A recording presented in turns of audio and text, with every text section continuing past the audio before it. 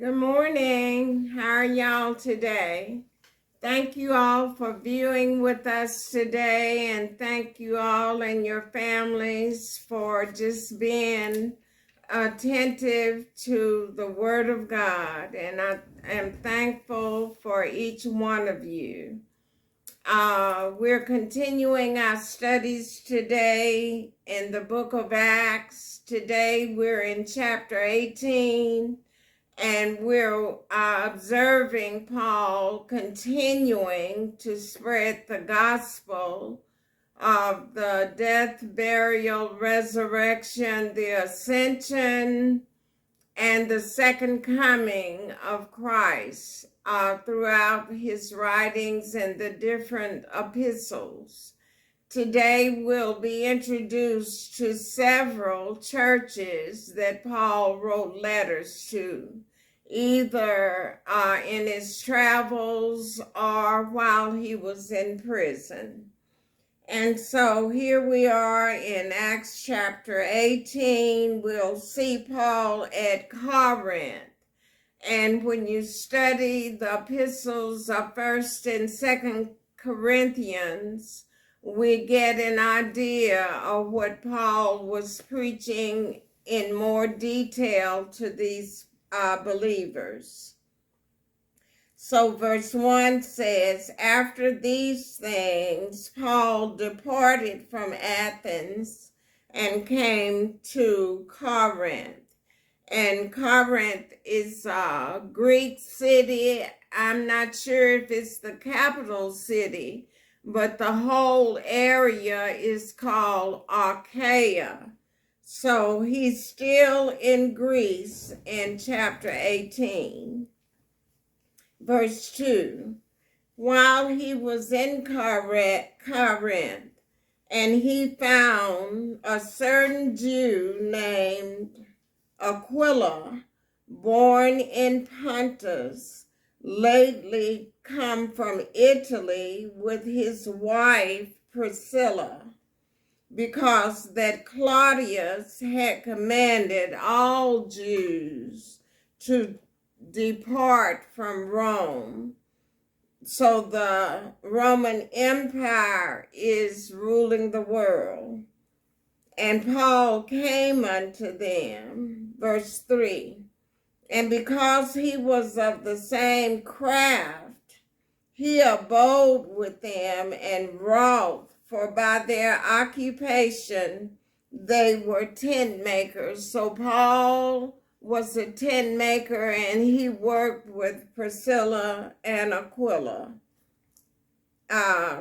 in their occupation. Verse 4, and he reasoned in the synagogue every Sabbath and persuaded the Jews and the Greeks, the Jews and the Gentiles. And we see the Sabbath is still being observed as the day of worship. Verse 5, later we'll see where the first day of the week became prominent to worship.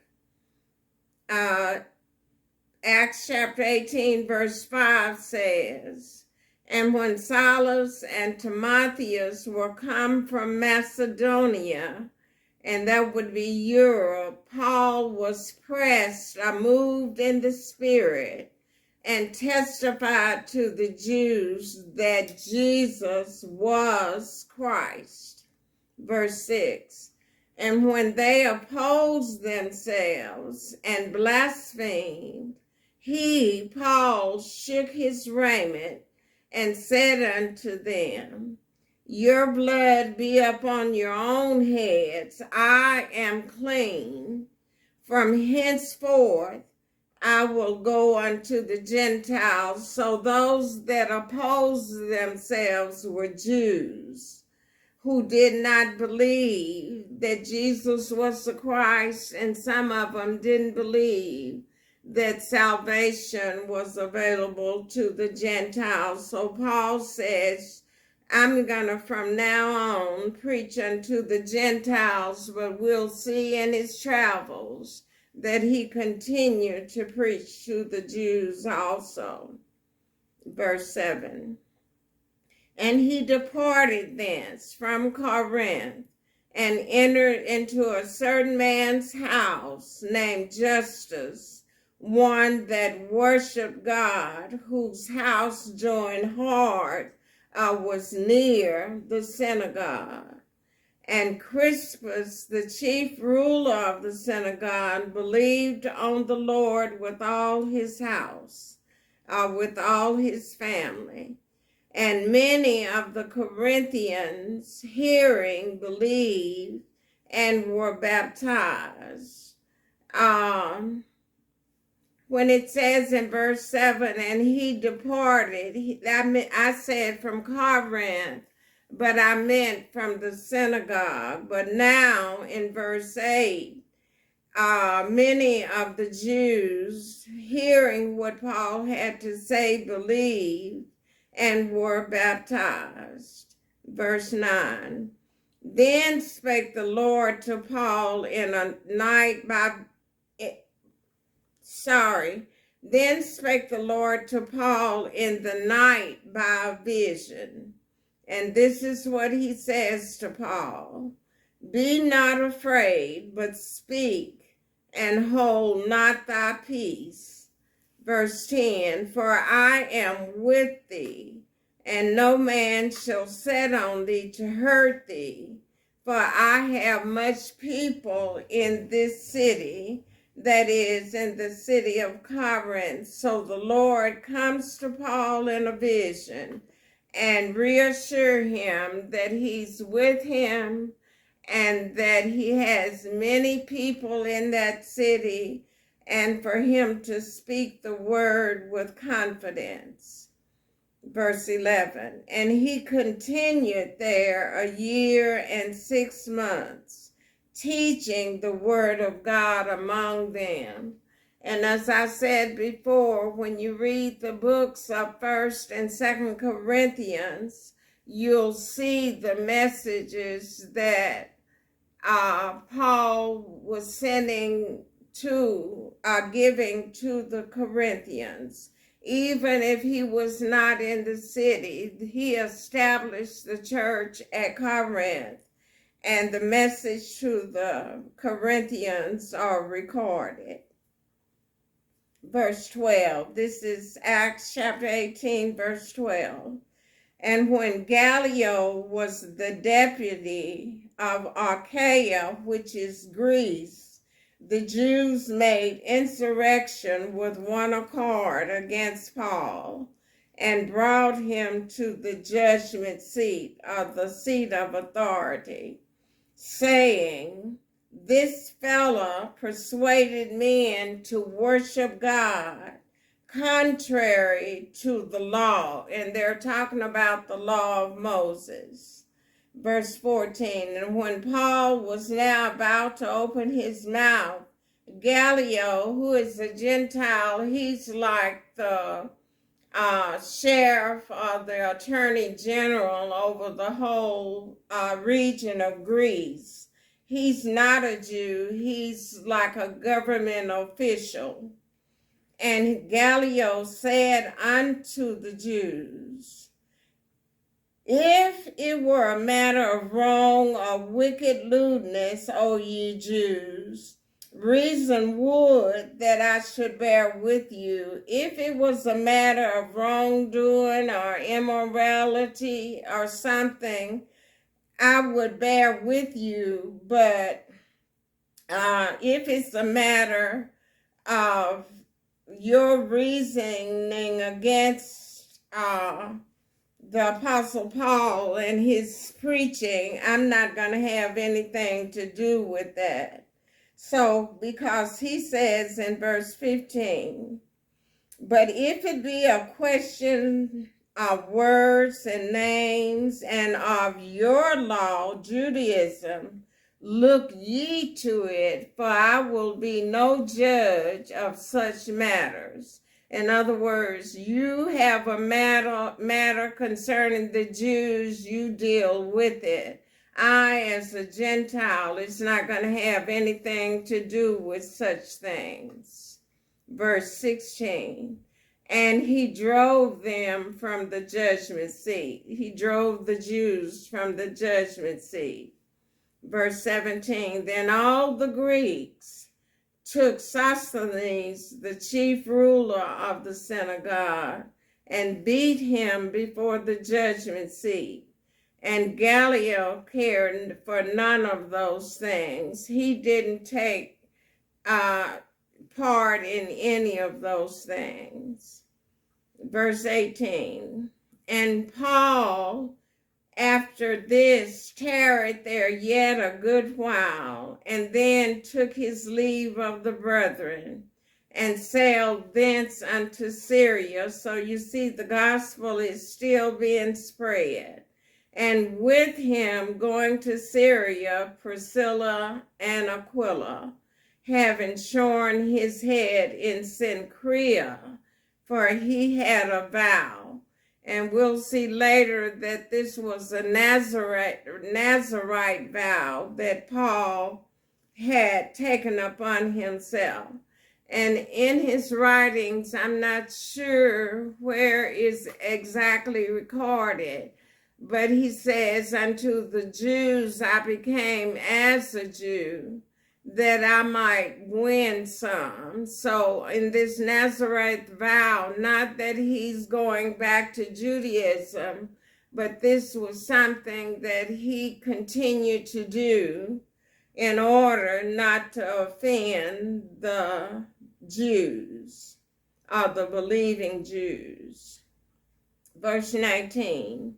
And he came to Ephesus. Now this is in Asia, and left them there, left Aquila and Priscilla there. But he himself entered into the synagogue and reasoned with the Jews. Verse 20. When they desired him to tarry longer time with them, he consented not, but bade them in verse 21 farewell, saying, I must by all means keep this feast that cometh in Jerusalem. So the particular feast that he was keeping is not recorded, but there were 7 Jewish feasts that were kept during the first 100 years, the first early years after the Pentecost. And even today, many of those feasts are still kept. But he says, I have to go to this feast in Jerusalem in verse 21, but I will return again unto you, if God will. And he sailed from Ephesus. So he's on his way to Jerusalem because of this vow. Verse 22. And when he had landed at Caesarea, now that's Philippi, and you can read about the book of Philippians to get the teachings that Paul taught to the Philippians in the epistle of Philippians. So verse 22, and when he had landed at Caesarea and gone up and saluted the church, he went down to Antioch. Verse 23, and after he had spent some time there, he departed and went over all the country of Galatia and Phrygia in order, strengthening all the disciples. So now you have the epistle to the Galatians, with it being mentioned here in Acts chapter 18, verse 23, verse 24. And a certain Jew named Apollos, born at Alexandria, which is in Egypt, an eloquent man and mighty in the scriptures, that is the Old Testament, came to Ephesus.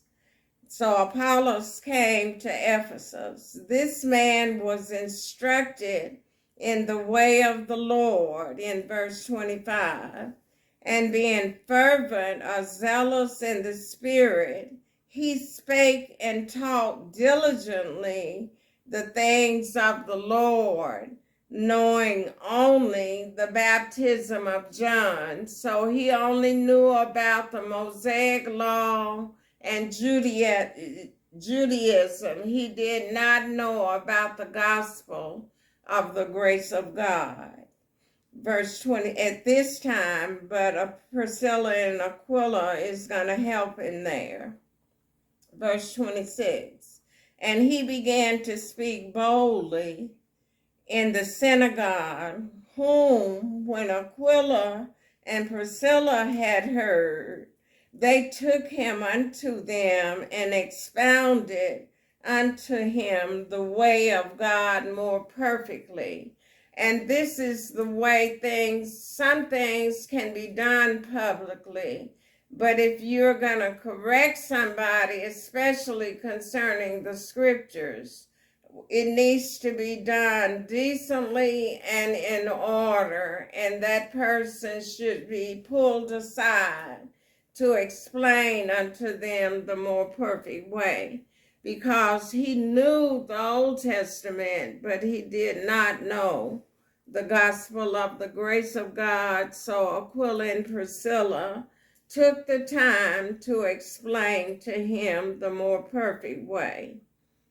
Verse 27, and when he was disposed or free to pass into Achaia, the brethren wrote, see, he was at Ephesus and now he's free. This is Apollos is free to travel. So when he was disposed to pass into Arcadia, the brethren wrote, exhorting the disciples to receive him, who, when he was come, helped them much, which had believed through grace. So this is the church. For he mightily convinced the Jews, and that publicly, showing by the scriptures that Jesus was the Christ. So the Old Testament is necessary for study, because although the gospel is a mystery in the Old Testament, only spoken of, in the New Testament it becomes clear through the teachings of the New Testament apostles, prophets, and elders. So thank you all for listening. The gospel of God is continuing to spread. And next week we will be in chapter 19. So I'm thankful every time that I'm given the opportunity to teach the Word of God. And believe me, I'm studying the scriptures every day and doing it very prayerfully. And I love to mention you all in my prayer life every day. So I'm praying for you and your families. And thank you all for being supportive and encouraging me. So remember, my email address is bjt1125@yahoo.com. And you can look at my other channels on YouTube and I don't think any are on Facebook of the old messages. But if you go on YouTube and type in Betty Thomas, you can find the many books that we've taught in this ministry of that we've been doing the past couple of years. So have a great day. My prayers are for you all, and you all have a great day. Bye.